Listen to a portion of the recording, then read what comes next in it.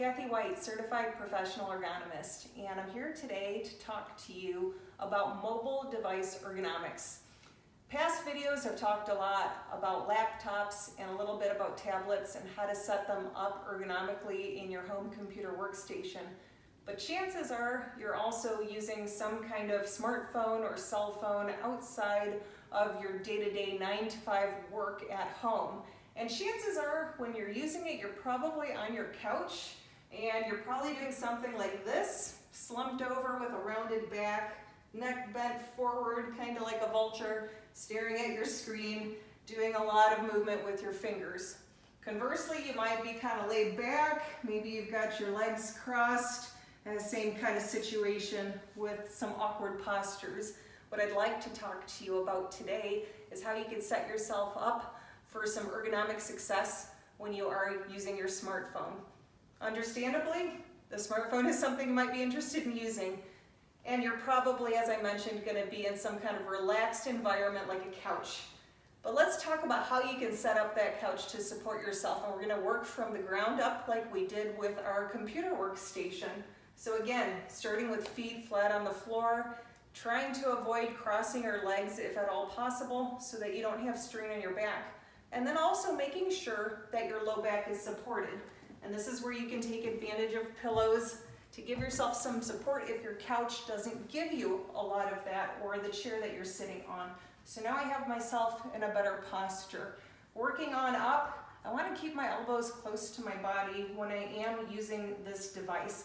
And if I want some additional support for my elbows, I can again take advantage of some pillows and cushions that I have. I have an armchair situation here where I can actually have some support while I'm working.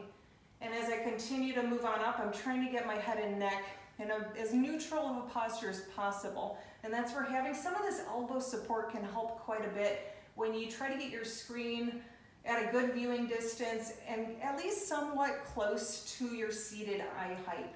It's again not going to be ideal when you're using a smartphone. These are not really designed ergonomically. You have a screen and it's tied in with your keypad. Let's talk a little bit more about that keypad. I'm going to show you a little bit of a cue card, something to keep in mind when you're actually typing on your phone, and I hope you can visualize this. You want to try to focus your movements into that easy zone, and then you can see a little orange okay zone, and finally the red hard zone. So when you're thinking about frequency and what areas you're using your fingers and thumbs in, these are really the zones that you want to focus on, trying to optimize the amount of time that you're spending in that easy zone. The other thing you want to think about is alternating your fingers and thumbs. Your thumbs are actually at most risk of stress when you're typing on your smartphone. Try to avoid situations where you're activating both of your thumbs simultaneously when you're texting or typing out an email. Try to get the other fingers involved and rotate. You could do thumb and finger, and then you can alternate, use the other thumb, use the other finger. If you have to do two thumbs, try to minimize that duration. And if you're going to get into some long emails, you might want to just get off and go over to your laptop or your home computer setup instead. You could also look at software solutions within your phone.